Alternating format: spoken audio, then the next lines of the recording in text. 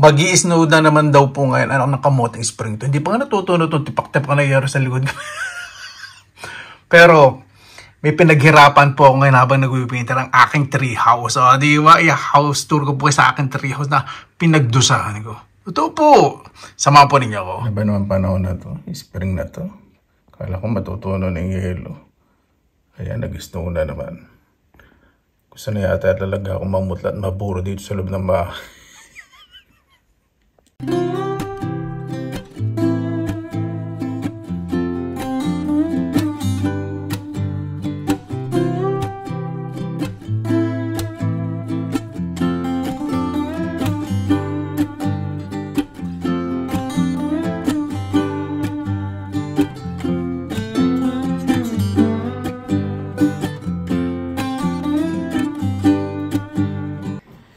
Ito pong ilalim ng ating paso, lalagyan ko po muna ng suporta para pag pinatong po natin kahit saan, hindi po magagasgas yung mga pasimano.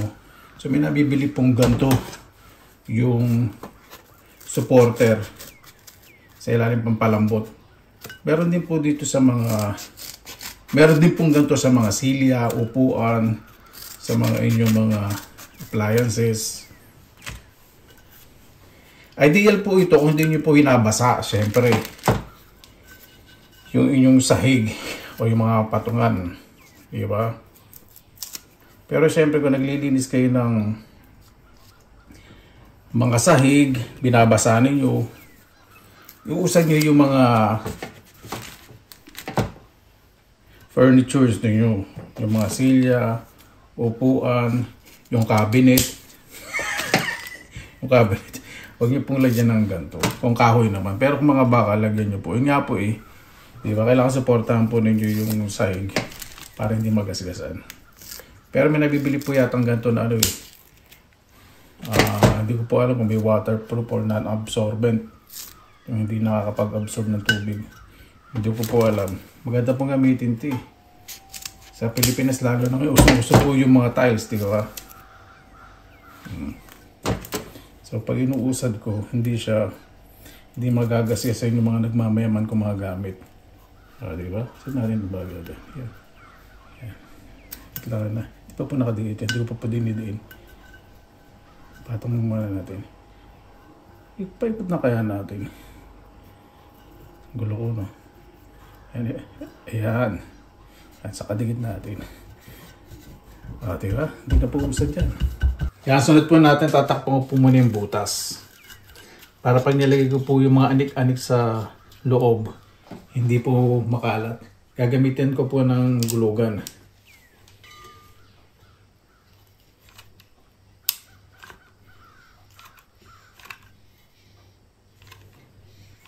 Hindi po mamahalin ng gulugan ko. Napansin nyo pa, di ba?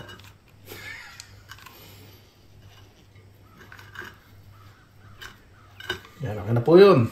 At lalagyan ko rin po sa ilalim itong protection. Narinig ko po yung comment na yun, smart. Dapat pala ito na lang. Kaysa sa glugan. Ang talino mo, akala mo hindi kita narinig, ano? At sa loob, lagyan din natin. Kasi pag naipon po yung kalat doon, baka masira na serum. So, protection na din natin. Kuya, lakayan mo naman yung narinig kita. Ulitin natin. Kung gusto naman mga nagde-demo, di ba? Pag nakita nyo sa personal, pwede nyo pagsabihin ang tanga mo. O, ayan. Ito, smart na. Ayan, ayan. Bendiin natin mabuti. Okay. Ayan. Kuya, bakit naka-jacket ka? Para hindi makita yung silhouette. Yung silhouette na kabuhayan ko. Ito po yung pinaka-challenging. Yung huhugutin ko. Tanggalin ko muna itong, ano po ito yung bonsai na peke. Tanggalin ko muna yung mga anik-anik. Dahil binili ko yung pinag-ipunan ko rin yan. Kahit galing sa second hand shop, syempre. Kasi yung mga nagbenta mayroon sa kanilang value. Kaya nila dinonate. Wala po muna tayong ilalagay sa ilalim. Ito, dahan-dahan, hindi naman po ito nakadikit o nakasimento kasi temporary. Dahil itong yayamanin po na paso na to, pag nakabila ko ng mga, naku sa ogo, sa mga magandang chocolates at mga malalaking katawan ng mga halaman. Figusin ko po. Ito, dahan-dahan po na. Ano. Lagyan na po natin dito. Dahil bagay na bagay po yung kulay at tsura. Naku, paano ba ito pinagagagawa? Bakit ganun? Di ba mababarag to? Pamaya ako pag nasira. Hindi na siguro. Okay. Yan po. Nahihirapan na ako. Kaya. Tapos yung laman po nung ilalagay ko dito. Pagkatali ko muna ng ano. Ibalansi po muna natin. Kaya rin pagkakabalansi parang ayaw bumalansi. Ayun muna itong bato. Iisip ko yung pressure, baka naman madurog itong paso. Ayun na po. Sige, diretso lang. Ay, panoorin mo muna. Mahirapan ng gusto. Yan. Lagyan mo muna itong parang kusot sa ilalim. Hindi ako po kasi na mabigat eh. Ano ba yung ginagawa ko? Oo. Yan. Kusot sa kami halong graba. Yan po muna lagay natin para hindi umusan. Sige po muna natin. Hindi ko magot yung camera kasi hindi ko ma-stop eh. Paninindigan ko na muna. Eh pwede ka naman huminto kuya at saka magpatay ng camera pag ginagawa mo yan. Napakatalino mo talaga. Ikaw na kaya mag-vlog. Ayan. Yun, di na umusad. Yung nandito po, may nilagay muna akong plastic sa ilalim. Kasi ito, hindi mababarag. Mas safe po dito. Kaya sa nililipatan ko, hindi siya masyadong safe. Pero, bagay yung kulay sa tema. Diba?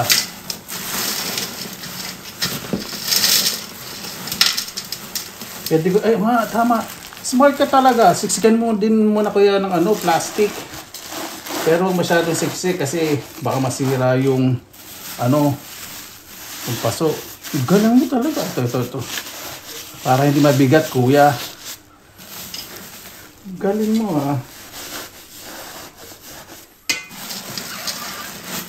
Nakausap ang sarili.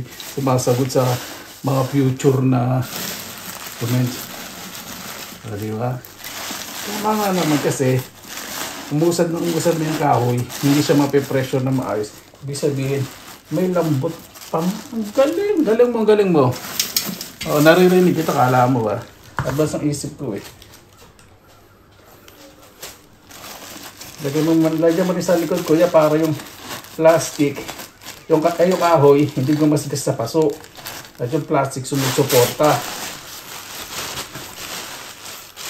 Buisit ka ikaw na dito. Laks ang tama, Ayan, tama, di ba kuya? Oo nga, Sige, sasalaksak po yung mga plastic. Magaling ka. Huwag ka lang pakikita sa buwisit dito.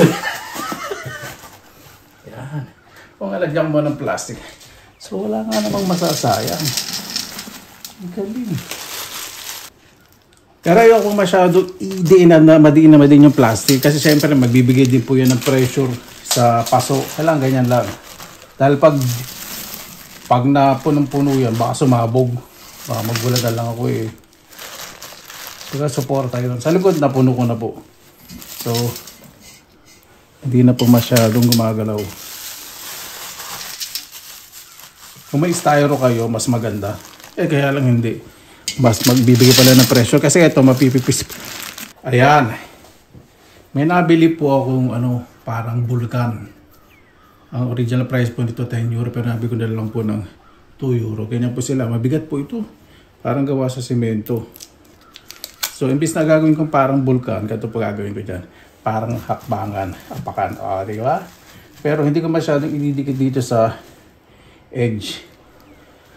Baka kasi madurog ang paso. So, hanap ako ng malambot na plastic. para suportahan. Dahil alam ko na yung posisyon. O, balik natin. O, di ba? O, di ba? Galing ko eh. Smart talaga eh. Konti na lang. Yung mga malalambot na plastic pong gagamitin ko kaysa dun sa makakapal.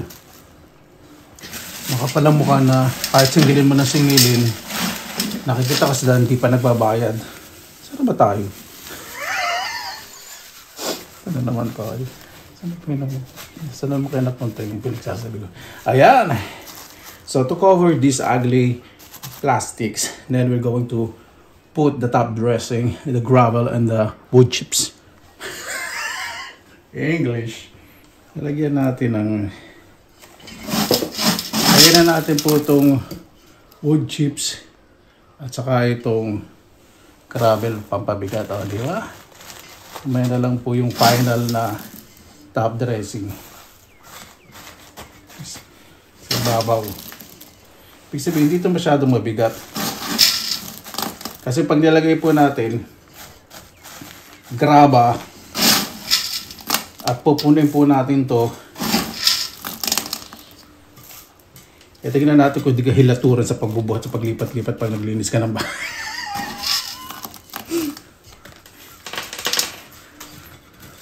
Baka kahit yung pilikbatan mo eh, na hindi pinagpapawis ang pagpapawis. Bagin. Yan. Support. O, diba?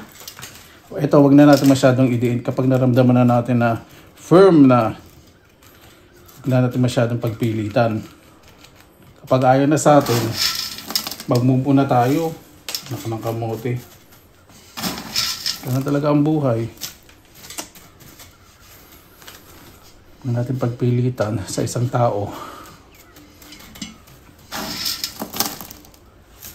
Yung alam nating tama sa atin, pero sa kanya hindi na. Ariya. Patas likod. Lalagyan ko po. At medyo maglilinis po ako dito para hindi kayo mairita sa dumi. Ayan. Okay na po. Dito maglalagay na po ako ng iba't ibang klase ng parang buhangin. Buhangin po talaga na may kulay brown, may kulay red, at kulay puti. Ariya. Maglalagay po muna ako ng clay pebbles. Clay pebbles po sa gilid, sa likod. Yung gilid. Gagawin natin natural tingnan. Yan. Purpose po nito, tatakpan natin yung mga small wood chips sa yung garaba.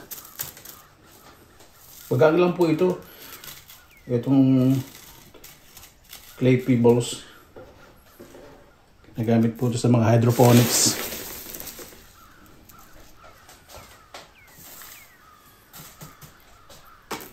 Siyempre, depende naman po sa inyo kung ano po mga paglalalagay po ninyo na dekorasyon. Ako, paunti-unti. Hindi ko na po tatapusin itong tapos na tapos kasi pag may naisip na naman ako ilalagay, iba na naman. Diba? So, lagay po tayo ng brown na buhangin dito.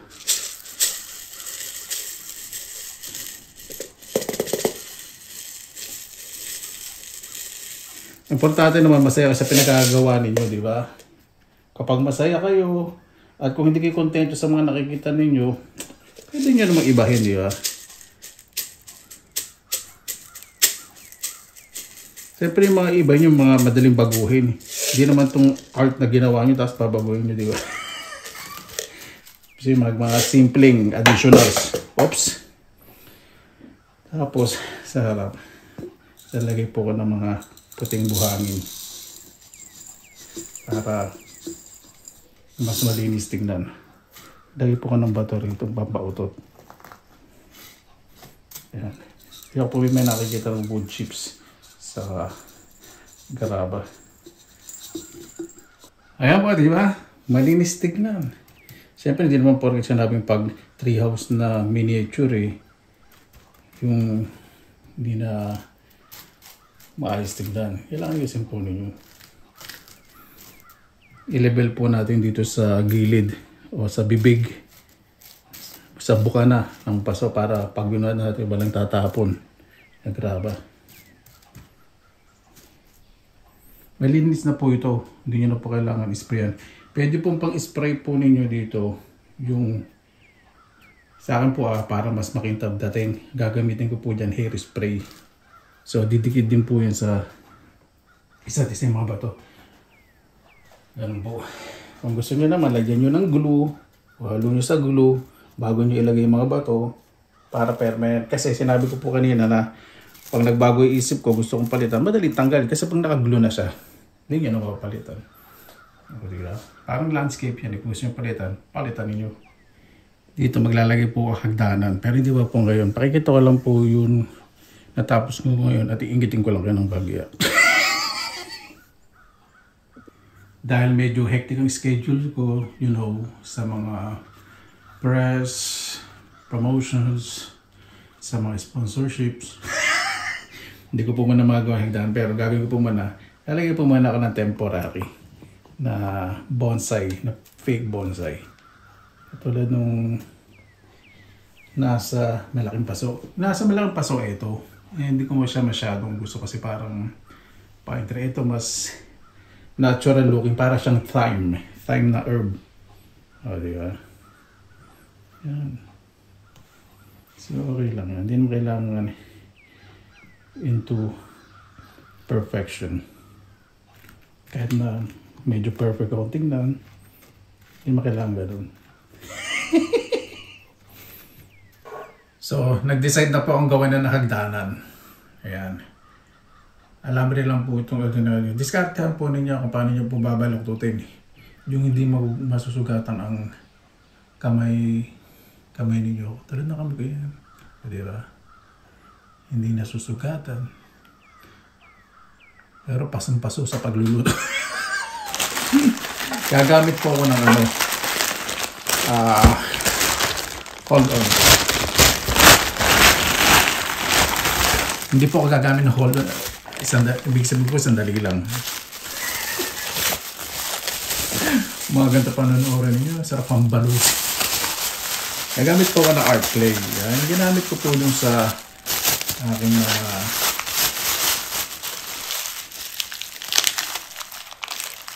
mga nilikha. So, gagawin ko po ganito. 1, 2, 3, 4, 5, 6, 7, 8. So, walo yun. 1, 2, 3, 4, 5, 6, 7, 8. 8 steps. Hindi naman siguro masyadong malalaki yun. Ito parang masyadong marami. Yan. Ito po kasi kapag nahanginan, itong clay art na to, tumitigas agad. Kailangan ibalot po ng maraming plastic. O, diba?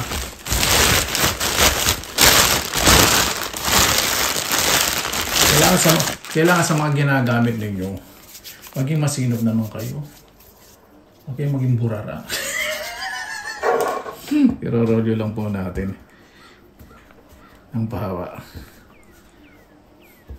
Ano ba yung isang clay? Yung polymer? Yun, mahal yun eh. Hindi ko pa afford yun. Baka may gusto mag-sponsor, di ba? Open tayo dyan. Masyadong marami ito. Saan kayo gagamitin yung iba? So, ganito po gagawin po natin. Pakikita ko po sa inyo yung technique na madali Yung hindi nyo iisa-isahin susukatin yung hagdanan. Got it. Kaya hindi naman po kinakailangan na super perfect. Ang gagawin po ninyo, di ba 8 yun? So, ito yung ibabaw. Susukat natin. 1, 2, 3, 4, 5, 6, 7. Sinukat ko rin nga pala ito isa 8. So, ayan. Saka din nyo po puputulin. Yung pangalawa, di ba? Yung pangatlo, kuya, kala ko hindi mo isa-isa niya. Isa-isa mo rin pala. Yes, you are right. Gamitan po ninyo ng tubig para dumikit. Dalawahan pala, hindi lang isa. Mali yung yung inano kanina. Dinem. Yan. Tikit lang natin. Ayan, binalik ko po dito sa kusina itong art ko. Opo, hindi ganun kabigat. So, iasinta natin. Sabi, kuya, bakit diretso yung hagdanan mo? Parang hindi makatotohanan. Eh, ano ba itong ginagawa natin, di ba? Miniature. Ibig sabihin, imahinasyon. Gamitin mo imahinasyon mo. Bruha ka. Dikit po muna dito hagdanan. Kailangan po itong clay, tuyong-tuyo na. Kasi excited ako. So okay lang yan. Dahil itong bato, tuyo naman. Idikit na yan. Hindi na po kinakailangan yung pagkakalagay niyo sa bato ay perfect yung pagkakadikit. Maganda nga po may texture Parang ginawa ng mga taong nakatira dito sa miniature tree.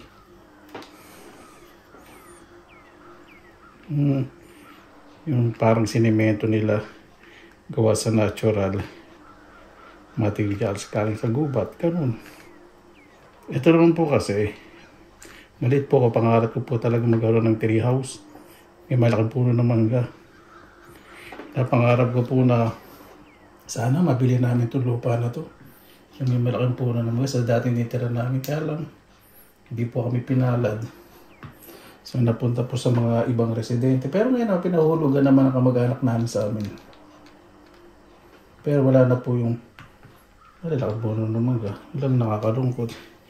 So gagawin ko po yung ganyan. Parang ugat-ugat na siya. Diba? Hindi pa stable. Tadagin natin sa alambre. Yun. Yan pala natin sa alambre, dikit yan. Tapos ito, okay lang. Saka ako yan. Yan natin ang texture. Yung hindi parang ang dating nagdikit lang talaga tayo ng gulugan. So pag kinulayan natin siya,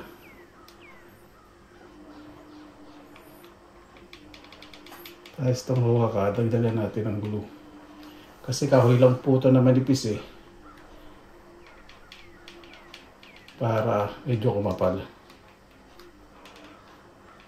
Kita nyo ba? Hindi dikit ako. Hindi pala. Ayan. Ito yung hawakan. Ito na ako ng talok. Kung nasa may dinidikitan mo, ikaw lang nakakita. Abnormal ka talaga. Ayan, kita mo na. Ikaw muna magbusit-busitan ka itong nahihirapan ako sa pinagagawa ko. Ayan. Nakadikit na ba doon? I think so. Ito pala ang buhugan. Kailangan maganda yung suporta. Kaya kahit nabuhatin natin kung saan-saan, walang umaalaw, walang masisira. Dahil ito, pwede ko pong isali ito sa mga art competition. Pero mas bibigyan ko pa po ito ng mas magandang mga details, detalyado, bago po mag-isip. Kasi pag gumagawa po ka ng ganito, finish mother ko po, gusto niya itong bilis. Sabi ko, ginawa na kita. Ginawa po sa kanya 4 seasons. Mas matagal po yun. Sabi ko, sabi ko sa kanya, tingnan natin. Ayaw ko na sabihin hindi.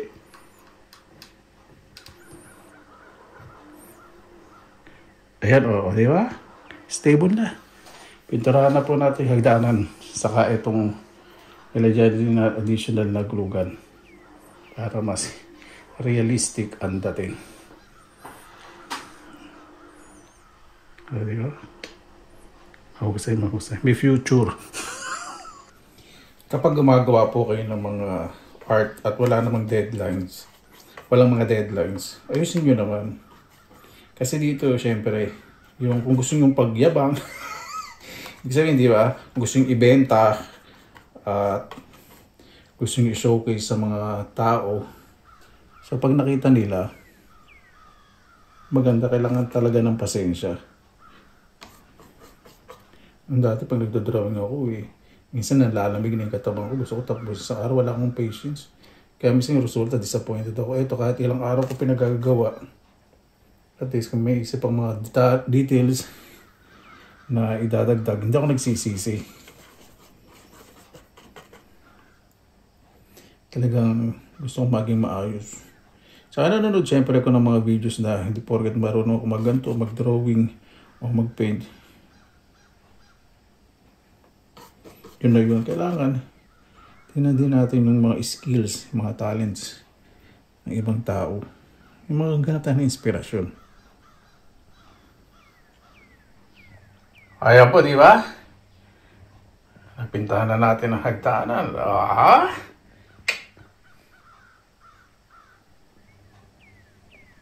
Ayan. Ito po sa mga clay pebbles, sa mga bato. Talaga po hair spray. Para magdikit-dikit.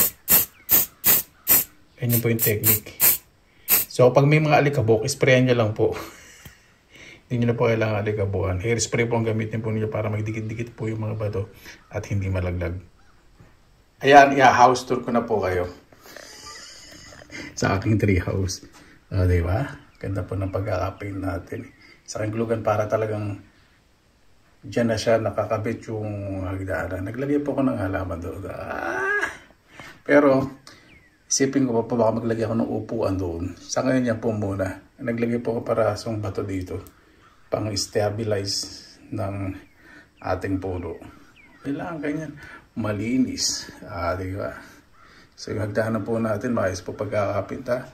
Likod, ilalim, ibabaw. Ganyan po kailangan detalyado. At dito parang mayroon isang pond. Siyempre parang magic. Benson in Wonderland. May mga pagong doon. Sa likod, 3 po yun. At ito siya. Nasa magical pond. Naglagay po akong bonsai. Plastic po yun. Nabili ko po yung mumurahin sa isang shop. Insane. Maganda rin siya yung accent po dito. Diba? At yung ating pumpkin treehouse. Malinis. Pati pagkakapintura. Bawat kasulok-sulukan. Ito po yung matagal. Ilang taon na rin po sa akin to. Talagang inaayos ko po kapag may nasisira. So ayan, so meron po siya ditong resting place na parang old mushroom. Old mushroom po yan. Ayun po, parang namamatay na siya. Pero meron siyang umbrella dito na pwede rin siyang mag-rest sa ibabaw. Ito po, may higdanan din po yan, paakyat. Diba? Ito medyo ayusin ko po yung puno. Medyo nabali, pero okay lang po yan. Diba? Itong puno po na to, nakuha po yan sa harap ng parking space dito po nung nakarang summer. Nung nagtibag po na gumagawa ng heating pipes. Bakit may kalembang? Purpose po niya kapag may akyat, kakalembangin po dito.